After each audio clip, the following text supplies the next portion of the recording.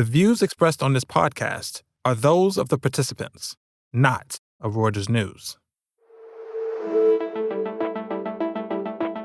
Technology shares around the world slid on Monday as surging popularity of a Chinese discount artificial intelligence model ruffled feathers.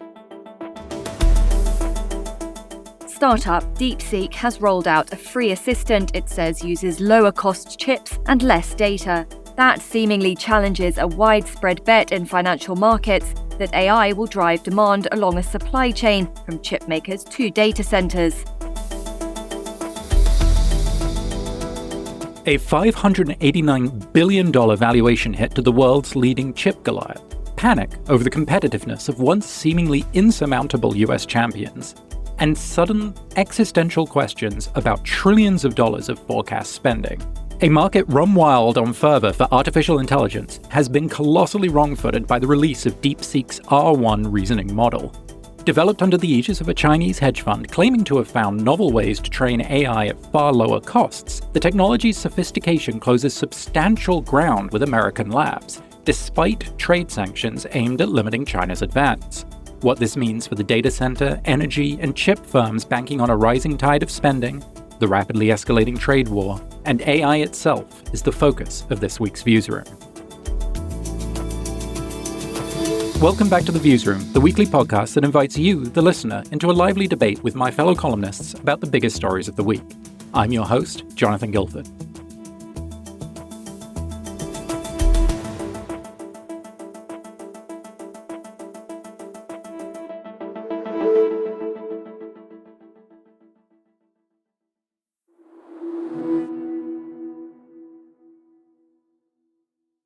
For once, the number driving markets is notable for how small it is. Under $6 million, the claimed cost of a final training run for the base model on which R1 was built. That's a remarkable turnaround from the normal conversation over AI. ChatGPT maker OpenAI just last week touted a $500 billion joint venture to build out data centers in the United States, reported to be exclusively for its use. A flood of explanations and caveats have come in, but DeepSeek has made both significant claimed breakthroughs in efficiency and obvious actual progress in figuring out leading techniques to get large language models to mimic reasoning. The question is whether this blows a hole in the assumptions undergirding the rush of investment to build ever more computing power, or whether, as Microsoft CEO Satya Nadella through to just about every contrarian commentator out there says, use cases will simply ramp up to meet any capacity. We're sitting here on Tuesday, and with me to puzzle through this is Karen Kwok, Breakingviews AI correspondent in London, and Robert Siren, technology columnist in New York. Karen, Rob, welcome to the Viewsroom. Hi there. It's good to be here. So let's step through what actually happened here, because DeepSeek, I think, notched a few markers of progress before the market suddenly woke up to what was happening, right? I think it's the whole story. It's quite has been quite a while. But basically, this hedge fund, as you say earlier, this hedge fund released DeepSeek. This release of different models back in December, and then it's only until like the last 2 weeks that there's some rumblings that on Twitter, on the Twitter X accounts, amount users that actually the models are performing as good as like OpenAI's reasoning models and also Llama in different tasks. And that kind of discussion kind of raised questions around, first of all, how come China can catch up with the Western technology, even with the export control, even the US weren't allowing like advanced chips to be exported to China. And second of all, like what does that mean for Nvidia's and all the other big techs which spend quite a lot of money into building data center and into developing the next more advanced large language models, right? And right. Yeah. And sorry, just to step through kind of a couple of those pieces, right? Because you mentioned, so I'm presuming what we're seeing is that there are some kind of performance benchmarks whereby DeepSeek's latest model actually is kind of approaching the level of OpenAI, which obviously kind of kicked off the AI craze with ChatGPT, or you mentioned Llama, which is made by Facebook parent Meta Platforms. So we're seeing something closer to parity there in the performance between all these technologies? Yeah, the company said they're similar, and if you use them, it's clear that a lot of progress has been made. I've been kind of skeptical when I've used OpenAI, other AI platforms in the past. It's kind of like, well, it sounds like something a 10-year-old might write or something like that, which is it's interesting, but it's not very useful. This is the first time you'd ask it queries and the answers came back really clearly, and if you and quickly, and if you walk through the reasoning, it sounds a lot more human-like almost. You can see the reasoning and how it gets to its answers, and that's particularly impressive because what does that mean? It means that they've kind of latched on to a way to to keep it going. And if you step back, the story with AI for the past few years has been basically brute force. If you make a larger system, you put more data in it, use more electricity, the results tend to be better. And that was underlying the entire boom because everyone thought, okay, well, this works. If we just keep on throwing more data, throwing more money, throwing more chips, throwing more energy at this, we'll make progress. And that was the story with like OpenAI. Like, hey, we're spending a ton of money, but it's working, and we can keep on doing this. Now what's happened is suddenly it's like, wait, hold on, maybe you don't need to spend that much money. And the results that you're getting out of this are incredibly impressive. And partly, there are multiple reasons for this. We can walk through this later. But there are multiple reasons, and that implies, A, they were done cheaply, and B, there's a lot more possible competition out there. It's not just going to be one company that has to spend, that can afford to build it, can actually, reap all the benefits.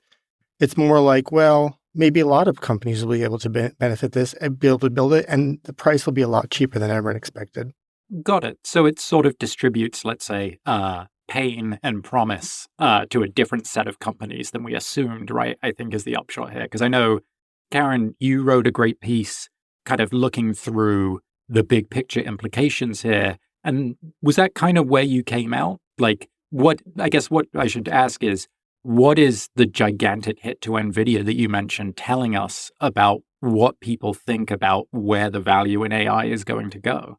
So basically, one of the DeepSeek model that shocks people is that they were able to build a model that's as good as OpenAI using cheaper and less advanced Nvidia chips and also less amount of it. And then that kind of give people, as Rob was saying earlier, it gives people another options that actually you don't need that many Nvidia chips as a result. And that's why the market was selling off Nvidia shares was down, because it seems like their edge has gone off when the really popular, highly in demand chips might not be as highly in demand as people expected, right? But then there's also another thing is that when it comes to that DeepSeek model, if you giving it a closer look, they actually were training on the piggybacking a lot of the open source free research model that's available online from the Western world. So it's not actually as cheap as people think, and it hasn't taken into account the research and data costs. And second of all is that when you think about that DeepSeek model, a lot of them, the training cost was very cheap. But when it comes to inferencing, which is when you were asking them a question and when it's trying to process the answer, that cost hasn't taken into account. So basically, it's actually a shift from for the model from paying a lot of money to train a model to paying a lot of money to process the answer. So that's actually just a shift to training, to build it from building to using it. And so actually that present the possibility that yes, we can use it more cheaply, widely used, and then more player can use that to build more different AI models, which is benefiting to create encourage more creation for sure. But then at the same time, there's a question around whether or not if we really need more chips or less chips, and that question is unanswered, and that's why you see the stock market is not actually moving in the same direction at the moment. Got it. Okay, so I shouldn't take from this that if I win a $6 million lottery ticket tomorrow, I can put some GPUs at my garage and immediately compete with OpenAI. Like you're saying, like it's more about this now moves potentially from kind of front-end spending to back-end spending. And I guess I kind of wonder what that begins to look like, right? Is there a way to parse out who we're seeing kind of lose and gain in the markets since everybody woke up to what was happening here? And like, do you think it makes sense? I don't know, Rob, obviously you cover the US tech giants quite closely. Like, does the initial reaction from investors track with your intuitions about what this means? Mostly. We can walk through several things. I mean, the first thing is that there will probably be less infrastructure spending because it'll be more efficient. And what that means is that the people building out the infrastructure will probably not see as much profit. So that means everything from Nvidia chips to the gear put in data centers to energy use from like gas peaker plants near or nuclear plants near data centers will have less demand. And you saw that clearly in the market. All these companies were hit incredibly hard. Like Oklo is a very speculative nuclear builder associated with Sam Altman. It lost like a quarter of its value yesterday. I mean, it probably should be worth even less than it is because people are overly optimistic. But that's the type of thing that makes sense. People are saying, okay, probably less infrastructure, therefore it'd be more efficient. Therefore, let's not value these companies as highly. Then you look at the big tech companies. What does this mean? It probably means that AI may be more of a tool rather than that everyone can use, or there'll be more competition at the very least. And it won't be just one or two big companies dominating the market.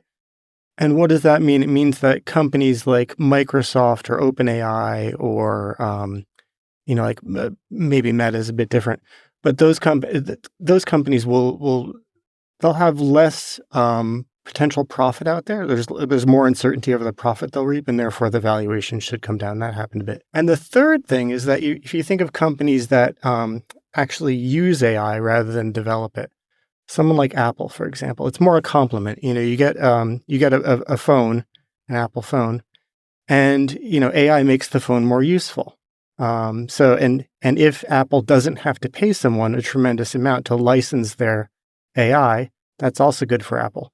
And you saw Apple's stock rise like 3% or something yesterday, which is kind of funny because they've been, over the past couple of years, they've been regarded as the AI loser. Like, look at Apple, they can't do anything in AI. And suddenly everyone's like, well, hold on, actually, this might be very good for them.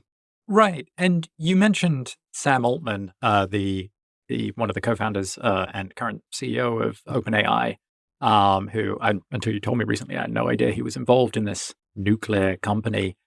But like, it's not just him directly and OpenAI who are affected, right? If I think about, my coverage area, I cover BlackRock, Blackstone, Apollo, et cetera. There was, I think, a lot of excitement about a ton of infrastructure spending coming down the line because you get to kind of slice and dice that and put it into various exotic financial instruments and then feed that out to insurers and so on. Obviously, none of them are going to be existentially hurt by this, but it was like a nice piece of growth that I think people were beginning to get a bit excited about. I mean, Karen, when you were looking at the Stargate project, which we mentioned up top, the $500 billion joint venture for data center building, like that was going to be a lot of capital and a lot of ways of raising capital that now are potentially maybe not happening, ? Like, would you be able to kind of walk us through that? Yeah, I do think that actually make that whole Stargate project a little bit meaningless now, given that you can actually like build like a really powerful and smart AI model with less chips and using less power, as we were discussing earlier, right? So this Stargate project, it's like a $500 billion project that was announced last week, alongside which Donald Trump, U.S. President Donald Trump, like endorsed it with Sam Altman, with of OpenAI, with Masayoshi Son of SoftBank and Oracle to build like all these data center in the U.S. And they're going to like spending $100 billion this year and then eventually like spending $500 billion in the next 4 years. So from that perspective, yeah, a lot of commentators actually out there were just questioning like whether or not they actually need to build that many anymore. And that is potentially the big question mark really. And also all these power like agreements that previously signed between big tech to build data center. A lot of people also questioning what are the value of those, right? And the other point is that there's a lot of chatter about how to fund this project, and they were talking about using GPU as a backup to borrow money, using it as an asset to borrow money from private equity or the banks. If GPU value is going to deflate, how the maths is going to work for these banks and private equities when it comes to return? And that's another question, I guess. Got it. Okay. I mean, I think this naturally leads people to wonder whether there's a comparison here between what's happening now versus the sort of tech and telecom bubble of the 2000s, right? Where we had a wild spending splurge that got way ahead of what the market could bear, and then everything kind of collapsed down a bit. I mean, Rob, you obviously have followed all of this for a long time, and I think you're something of a student of the era. Like, do you think the comparison bears making? Somewhat and somewhat not. The basic story is somewhat the same. I mean, back then in 2000, everyone was like, oh my God, everyone's going to be on the computer all the time, and we need tons of energy, and we need tons of bandwidth, and we need to build all this infrastructure because we can't use what we've got now. It's this golden era. And these telecom companies went out and they borrowed around the world like over $2 trillion to do things like build fiber around the world, buy telecom licenses in Europe, build tons of infrastructure, and buy other companies. And the problem is that the growth wasn't as fast as people thought. People weren't actually on the internet growing. The internet was growing as fast as people thought. But a bigger problem was simply that the technology became a lot more efficient. I mean, everyone kind of, their eyes glazes over when you talk about things like wavelength multiplexing or, DOCSIS. I mean, these are things that only nerds would really know. But what they did is they made it so that existing infrastructure, new infrastructure could carry a ton more data and a lot more cheaply. And what did that do? The companies that spent a lot of money and borrowed a lot of money to lay these fibers around the world suddenly, oh, wait, no, they're not going to earn much profit because prices were collapsing. Or, oh, they can't service their debt. So that sounds kind of familiar. It rhymes at least with potentially what's happening now. The difference is that was a lot larger. I took a look at percentage of investment compared to U.S. GDP, and it totally spiked in 2000. Over the last couple of years, you can't really see much of a gain at all in the U.S. And another reason is that in the U.S., it's mostly concentrated among companies, like the investment is concentrated in companies like Microsoft or Meta or Amazon. These companies are worth a lot of money, and they have a ton of cash on their balance sheets. So even if this doesn't work out, they're fine. Maybe the valuation of the company will fall, but it's not like Nortel where they went out and loaned money to everyone to use this type of things. There could be some potential bombs out there. For example, when Microsoft, when they invest in OpenAI, where they say, okay, you have to use our back end, and that counted as revenue for Microsoft. So that those sorts of agreements may blow up or something. We'll see.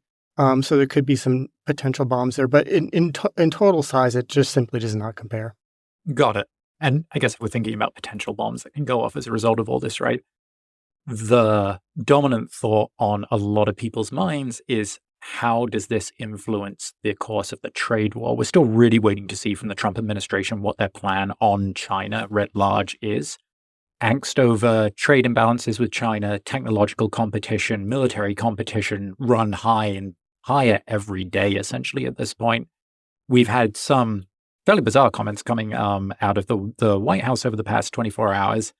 But I mean, just fundamentally, what do you think this means for chip sanctions, for whether they even work or are just the mother of some kind of innovation here? And kind of, I guess, the scope here to even know what's going to be next, because we don't even know whether general graphics processing units like those produced by Nvidia are the future forever, right? Like, is it possible for the US to even get ahead of all of this? I'll go first. I think it's a really difficult question for the US because I think when they were trying to restrict like advanced chips export to China, there's a lot of like chip industry talking that is actually really a bad move because it will force China to build their own chips in order to catch up, right? They will allow them to learn how to do it. And that ship has already sailed. So will they actually be able to turn it back by, okay, we're going to be friends and allies again, so China will stop using it or manufacturing their own chips? That's clearly not going to work, probably. And then the other question is like, if you can use cheaper, less advanced Nvidia chips, does it mean that Donald Trump is going to like, let's just block all the chips further? Again, it brings back to the question that doesn't mean that you will force China to learn to build their own chips. So I guess like it's very unclear how that would work and what's the next strategy, basically. I don't know what, Rob, what do you think? Yeah, very similar thoughts. I mean, DeepSeek, if they had access to more advanced NVIDIA processors, GPUs, would they have used them? Of course they would have. But in a way, they kind of made virtue of necessity, and they learned how to use lower chips and use chips extremely efficiently just because they had no choice. So that was kind of an unintended effect of the chip, limits the U.S. placed. Does that mean if they lifted the chips, China would be worse off or better off? We don't know. It's hard to say, whether if they had more advanced chips, if they would actually be in better or worse shape. And then there's also there's a huge amount of uncertainty out of the United States policymaking right now. I mean, you have Donald Trump saying things like, hey, we need to produce more chips and more drugs in the United States. And then he wants to take away, he also says something about perhaps taking away subsidies that the U.S. put for TSMC to build production in the United States. I mean, that kind of uncertainty makes it very hard to say anything concrete about Chinese-American relations just because we don't know what's going to happen. Right. We don't know what's going to happen. Probably the best way to sum up everything that's going on right now. I mean, this has been great. Obviously, Rob, like you, I've been toying around with R1 and I've been very impressed with what I see. Hopefully this does not just end up with us all getting turned into paperclips yet more efficiently. But for now, this has been great. Karen, Rob, thank you so much for your time. Thank you. Thanks, Jonathan.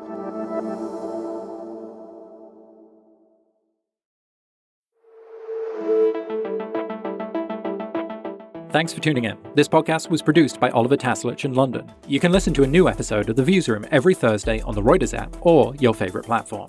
And don't forget to tune into our sister podcast, The Big View, every Tuesday, as well as other great podcasts from the Reuters team. If you like what you heard, please follow The Viewsroom and let us know what you thought. And check out our views on the biggest stories in business and finance every day at breakingviews.com and reuters.com.